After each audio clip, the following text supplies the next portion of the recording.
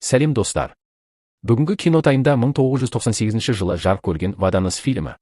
Киномызды бастамас бұрын арнаға тіркеліп, лайк басып, қай қаладан екеніңізді комментарияға жазып кетейік.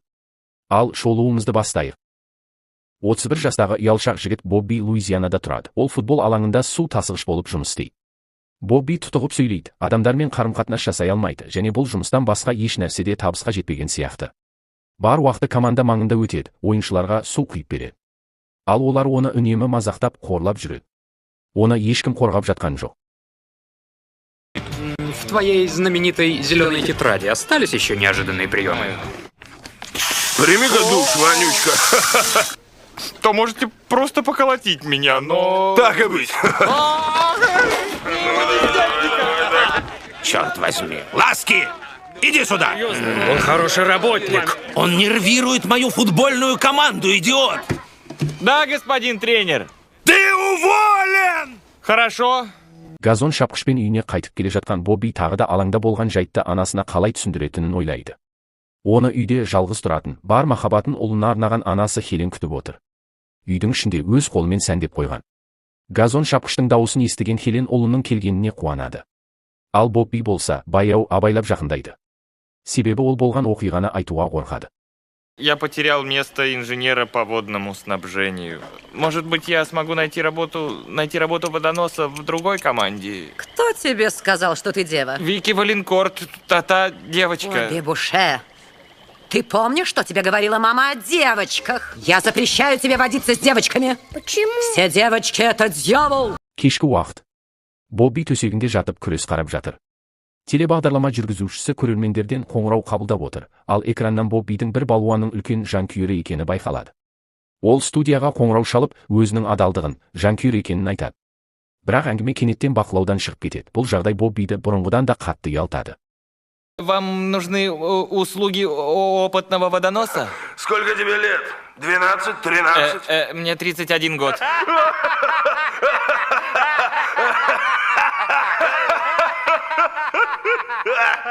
Келесі күні таңертең Бобби тағы да өзінің газон шапқышымен жүйткіп бара жатыр. Бұл жолы Луизиана университетіне.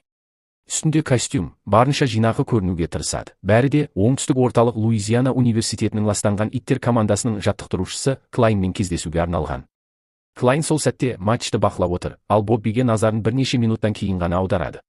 Бобби бірден командаға су тасығыш ретінде жұмысқа орналасу мүмкіндігін сұрайды. Бірақ жаттықтырушының бұл өтінішке қызығушылығы байқалмайды. Оның орнына Клайн кенеттен Боббиге бір кездейсоқ футбол тактикасын түсіндіре бастайды. Боббидің ойынды терең түсінетініне Клайн шын таңырқайды. Алайда ол бір сәтте кенет үнсіз қалып, шаршағандай болып кетеді. Он отдает мяч. Нет, он не получает мяча. Нападающий обходит слева, думает о блефе. Он блефует, что блефует. А я не знаю, что со мной. Ой, комната становится меньше. Мне надо присесть. Очень вкусно. Она намного вкуснее моей. Вы непременно должны позволить мне заведовать водой. Мне не надо денег. Я буду работать так. Хорошо. Хорошо? Келесі күн туады. Черлидер қыздар жаттығу жасап жатыр. Бапкер Клайн орындықтағы кітап оқып отыр. Қасындағы көмекшісі аса көмектеспейді. Ал Бобби ойыншыларға арнап су қайнатып жатыр. Осы сәтте бір спортшы жүгіріп келіп, Боббимен танысады. Ол судың ыстық екенін байқап, су салқын болу керек емес пе? дейді. Бобби болса, бұл тазалау үшін. Анам үнемі артығын істеп қойған ештеңе етпейді деп айтып отыратын дейді. Ойыншы күліп, менің де анам осындай сөздерді жиі айтатын дейді. Осы ортақ естеліктер екеуін жақындата түсіп, олар достаса бастайды. Ойыншының аты Дерг. Осы уақытта Бобби бапкер Клайнның орындықта бір түрлі қимылдап отырғанын байқайды. Свистни, когда остынет, дружище. Да. Ладно, ничего, сейчас пройдет. Эй, вы заметили, что у нас новенький? Чек! Красный 22!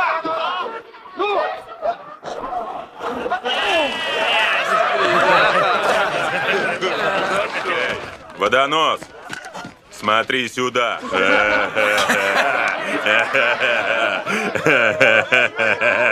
Эй, водонос!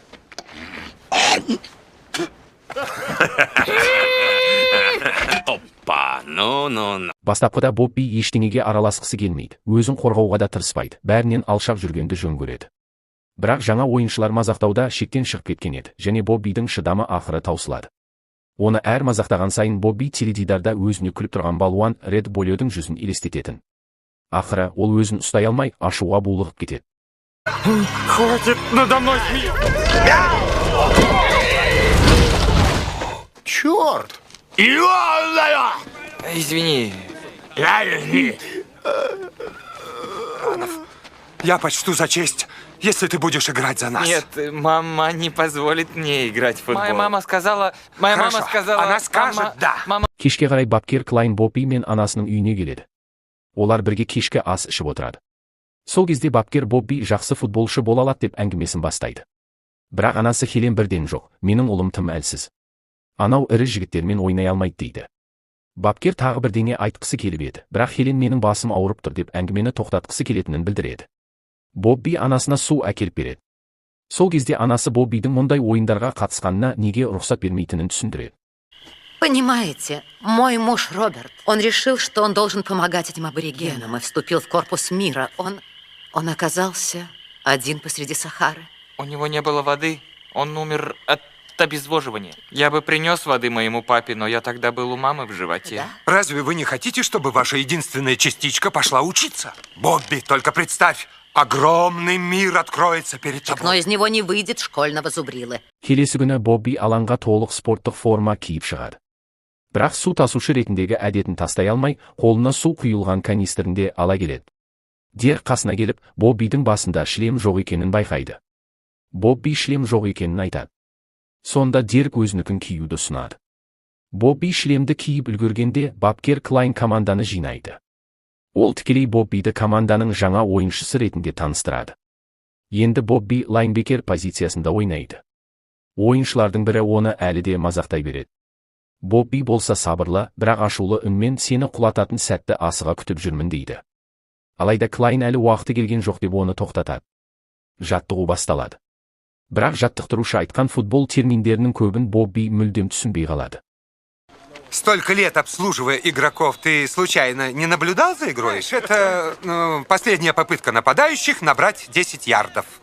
Тренер, до него это никогда не дойдет. Нет, дойдет. Я хочу, чтобы ты сбил Кейси так же, как ты сбил Ги вчера. Вот идиот. Хорошо. Где же та сила, которую я видел вчера? Я вспомнил всех, кто плохо со мной обращался. Они послужат нам для игры в футбол. Бочка пороха. В чем дело, водонос? Ты слишком... Бірте-бірте Бобби өзінен не талап етілетінін түсіне бастайды. Оның қиялдау әдісі жұмыс істей бастайды. Ол қарсыласын көз алдына елестетіп, ашумен шабуылға шығады. Бапкер Клайн бұл сәтті қызығушылықпен бақылап. Әр ойында осылай ойнай аласың ба? Деп сұрайды. Бобби сенімді түрде иә деп жауап береді. Көп ұзамай ол Деректің жанында аудиторияда отырады. Енді ресми түрде колледж студенті. Бірақ оның басы әлі де шатасып, сабақтың мәнін түсіну қиынға соғады. Профессор, неге қолтырауындардың көбі соншалықты ашулы болады деп ойлайсыңдар? Деп сұрағанда, Бобби қайдағы жоқ бірдеңені айтады. Мама сказала, крокодилы злюки, потому что у них полон рот зубов, а щетки нет. Надо же! Кто-нибудь еще? Да, прошу вас. А кто мне скажет, где источник радости и веселья? Мама сказала, когда тебе грустно, радость приносит волшебные лучи солнца. Мама снова не права. Нет, Айболит, это ты не прав. Мама права. Келесі күні жаңа жаттығу басталады. Бобби тағы да су тасушы рөлінде жүр. Сол кезде Дерек қасына келеді.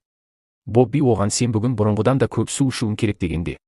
Дерек жымиып, қазір ең бастысы ойынға көңіл бөлу дейді. Его повалили на 3-м ярде и на поле... Ставлю $50, что Ги Грэхэм сразу даст пас на тачдаун. Бобби, все как на тренировке, ясно? Хорошо, пошел, давай. Я говорю, левее! Направо! 3-19! Красный 3! Ты дебил! Ты дебил! Я знал, что эта идея сработает.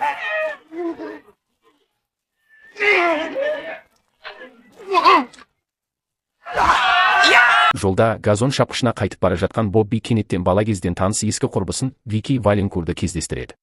Ол оны көргеніне шын қуанады. Вики жақында ғана түрмеден шыққанын айтып, бірдеңе ішіп, әңгімелесуді ұсынады. Бобби сәл қысылып, кафе барудың орнына оны үйіне шақыруды жөн көреді. Вики келіседі де, екеуі Боббидің үйіне ғайбеттейді. Если ты не против, иногда мама, она с решеткой, углями... Ты приглашаешь меня к себе. Да, именно. Подкрутила в твоей газонокосилке. Ну, не знаю, ученый. Не говори, ученый, мама идет. Хорошо. Аппетитно выглядит. Мама, Вики астролог. Астрономия – одно из орудий дьявола. И меня беспокоит, что ты интересуешься моим мальчиком. А он говорил, как сильно пахнут его ноги. Мама. А он говорил, что с ним бывает по ночам. Мама, прошу тебя. Вот его простыня. Я единственная женщина в его жизни. Никто не отнимет его у меня. Это женщина-дьявол. Держись от нее подальше, ты понял? Кейінірек бір барда жаңалықтарда жаңа талант жайлы сюжет шығады. Су тасушы болып жүрген жігіт футбол алаңында жұлдызға айналды. Экранда Бобби Бушинің суреті пайда болады, ал диктор оның соңғы ойында Нкейда жаңа рекорд орнатқанын хабарлайды. Осы сәтте бапкер Ред Болеу барда отырып, бургер жеп отырған еді. Теледидарда өзіне күлкі болған сол аңғал жігітті көргенде, ол сілейіп қалады. Қолындағы бургері жерге түсіп кетеді, өзі асығыс жасыл ойын тактикалары жазылған дәптерін қолға алады. Бейне бір бұрынғы командасынан жеңіліп қалудан қатты қорқатындай. Келесі күні бапкер Клайн Боббиді жеке сөйлесуге шақырады. Ол енді тағы бір жеңілісті көтере алмайтынын айтады. Командаға толық күшпен барынша зейін қажет. Сол үшін Клайн Боббиден келесі ойында қиялдау әдісін бұрынғыдан да белсенді қолдануын сұрайды. 32, 5! Я запрещаю тебе встречаться с этой колдуньей, она дьявол! Она самая прекрасная девушка! Пожалуйста, не убивай меня! 5!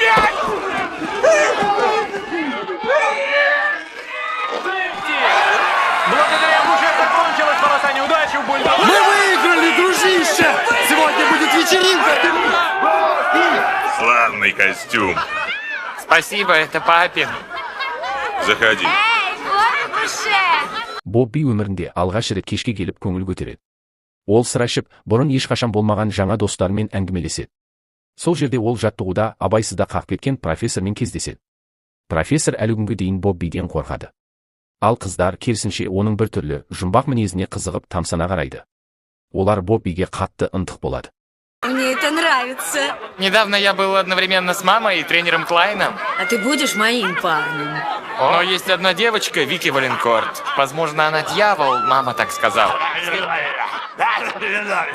Бірақ үйге келгенде Бобби әлі де анасына көгерген жерлері мен жарақаттары жайлы өтірік айтуға мәжбүр. Ол өзін бір жыртқыш гориламен төбелескендей етіп әңгімелейді. Әдеттегідей шамадан тыс қамқор Хелен ол айтып отырған жабайы мақұлықты көз алдына елестетіп, Бигфуттың суретін салады да, осы аңды көрген адамға сыйақы беруге уәде етеді. Бұл уақытта газеттер ең мықты қорғаушы және ластанған иттердің таңғажайып жеңіс сериясы жайлы жазуды жалғастырады. Команда жыл сайын өтетін Бурбон Боул турниріне жолдама алады. Онда олар Кугарс командасымен және бапкер Болеумен кездеседі. Сол арада Боббиді орта мектепке шақырып, өз тәжірибесімен бөлісіп, жастарға кеңес беруін өтінеді. Скажи, в чем твой секрет? Как ты оказываешься каждый раз в нужном месте? А я стараюсь напасть на квотербека. Это мне навеяло следующую мысль. Никогда не курите план. Енді Бобби Буше құрметті, ресми ойыншы, әрі ақшасы көп. Ол Вики Валенкуртқа парше машинасымен өзіне сенімді, сәнді киінген күйде келеді. Вики жақында болған оқиғаға ренжімеген, керісінше, оны күліп қарсы алады. Бобби анасының Викиді ұнатпайтынына алаңдаулы. Ол Викиге анам білмесе, оған зиян болмайды дейді. Осылай екеуі татуласып, көп ұзамай кетіп қалады. Вики Поршенің рөлінде, ал Бобби баяғы әдетінше жанында газон шапқышымен келе жатыр. Олар үйлеріне абайлап кіріп, Хеленді оятпауға тырысады. Белгісіз бір себеппен дәретханада ат тұр. Бірақ Бобби мен Вики оған мән бермей, түн ортасына дейін әңгімелерін жалғастыра береді. Это вода из ледника на Аляске. Она холодная? Да, холодная. В этом ее особенность.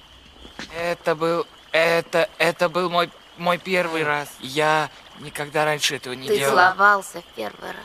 Это тоже в первый раз, и я... Вики Валенкорт, кажется, мама проснулась. Боже мой, Бобби, иногда я даже не знаю, зачем я трачу на тебя время. Бульдоги! Вода – дрянь. Лимонад лучше. Что? Бапкер Клайн әдейі белгілі бір сөздерді айтып, Боббидің қиялдау әдісін қосуына көмектескен. Ол қарсыласын жай ғана ойыншы емес, қауіпті адам, оны міндетті түрде тоқтату керек, дұшпан ретінде елестетуі тиіс еді. Ал матч басталғанда бұл елестер бұрынғыдан да айқын болып, Бобби бар күшін салып ойнайды. Перестаньте, тренер! Вы не правы!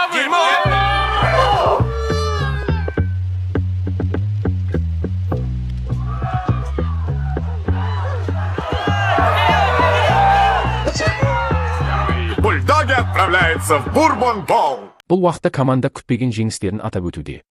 Бәрі Боббиді жақсы көреді, ол енді жұлдыз ғана емес, оны ренжіткісі келген кез келген адам үшін нағыз қорқыныш. Бапкер Клайн мақтау сөздерге толы сөз сөйлеп, соңында бүкіл назарды Боббиге аударады да. Бұл біздің тірегіміз, команда қаһарманы деп атайды. Бірақ кенеттен бәрі өзгеріп кетеді. Задаем жару! Ведь среди нас есть удивительный друг. Бобби Буше!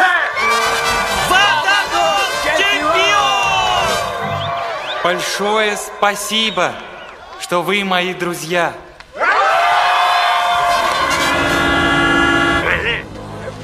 Видать, мы заблудились.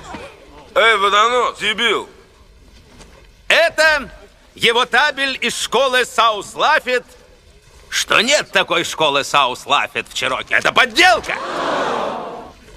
Они считают, что ты отыграл свое. О, нет! Мы опять в заднице! Барлығы Боббиді алаяқ деп айыптап, оны командадан шығарып жібереді. Ойыншылардың бірі жігер бермек болып, Бобби болмаса да жеңіске жете аламыз дейді. Жанкүйерлер тағы да лас иттерді қолдай бастайды, бірақ олар команданы чемпионатқа дейін жеткізген Боббиге мән бермейді. Бобби қатты күйзеліске түседі. Ол бұл адамдарды жаңа достарым деп шын сенген, бірақ бар болғаны уақытша қошемет екенін білмеген. Келесі күні ол бапкер Клайнның кабинетінде отырып, әрі қарай не істейтінін талқылайды. Руководил тренировкой, а я продумывал стратегию. Я писал совершенно безотказные комбинации в своей зеленой тетрадке. Привет, Фред. Здорово. Да дело в этой зеленой книженце, где ты малюешь свои комбинации. Это моя тетрадь. Она нужна мне? Эта тетрадь будет моей. Тебе не избежать физической расправы. А ведь ты этого не хочешь? А? Дәл солай бапкер Клайн Ред Балоға жеңілген еді. Бобби оны уайымдайды. Клайнның қаншама жылдар бойы команданы табыссыз жаттықтыруына, тек Ред оның тапқыр ойын жоспарын ұрлағаны себеп болғанын білу Боббиге ауыр тиеді. Бұл Боббиге сұмдық әділетсіздік болып көрінеді. Вы могли придумать новые комбинации. Я пробовал, не выходит. Да. Я просто не дал ему сдачи. Но вы докажете ему, что вы мужчина, а я всем докажу, что я не тупой. Я пойду учиться. Зачем ты читаешь? Затем, что мне нравится, мама. Мама, мне нужно прочесть эту и еще 6 других, чтобы я мог играть в Емтиханда Бобби бұрын соңды болмағандай бар күшін салады. Ол барынша зейін қойып, бәрі жақсы өтіп жатқандай көрінеді. Вики оны қолдауға келеді де, әзілдеп, емтихан алушыларды ұрып тастайық деп ұсынады. Бобби келіспейді, тесті берілген 3 сағат ішінде сәтті аяқтайды. Көп ұзамай ол сыртта Викимен кездесіп, нәтижесін көрсетеді, 97 балл. Ол барлық ең төменгі межелерден асып, енді келесі футбол ойынына толық дайын. Бобби, твоя мама заболела. Она в больнице. Они не могут понять, что с ней. Бобби, это нелепо.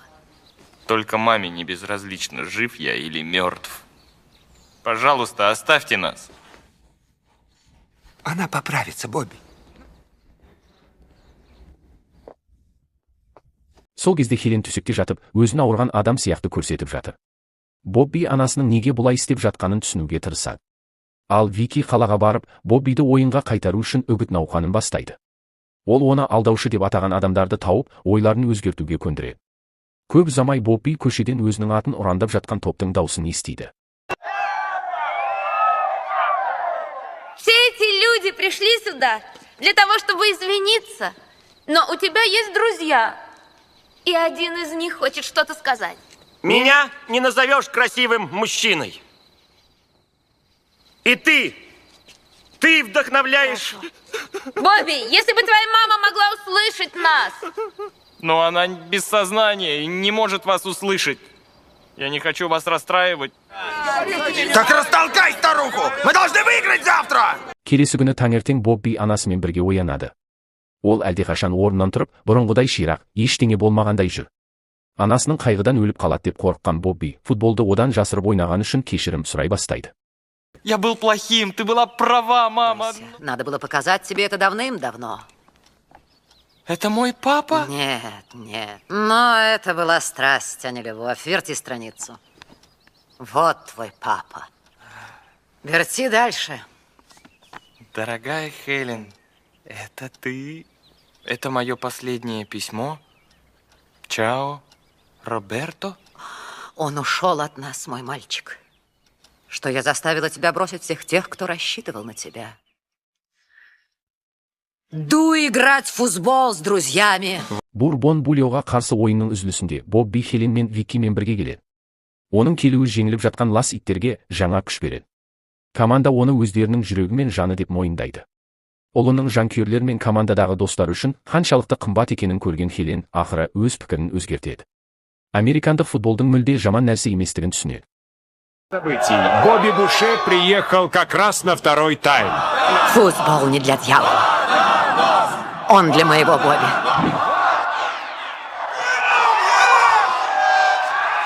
Черт, ладно, играем. Спокойно, спокойно. Бобби Буше играет в защите. Боббидің көмегімен жаттықтырушы Клайн Райт балионнан қорқу сезімін жеңеді. Оны сәби кейпінде елестетеді, өзі қорықпайтын біреу ретінде. Ол күлкілі сөздер айта бастайды, бірақ оның дұрыс жолға түскені байқалады. Енді бәрі оның бақылауында. Пупу. Ты сделал пупу. Вот что нам нужно. Он побежит от... Мяч у Гринвальда. Обманный ход. Нет, это двойной обман. Опасный момент. Он поймал.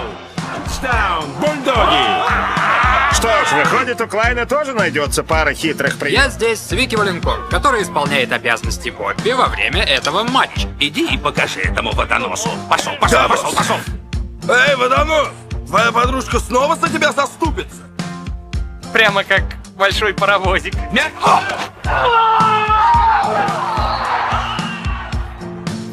Бараний рог. Привет от бешеного орла. Красный 43! Красный 43!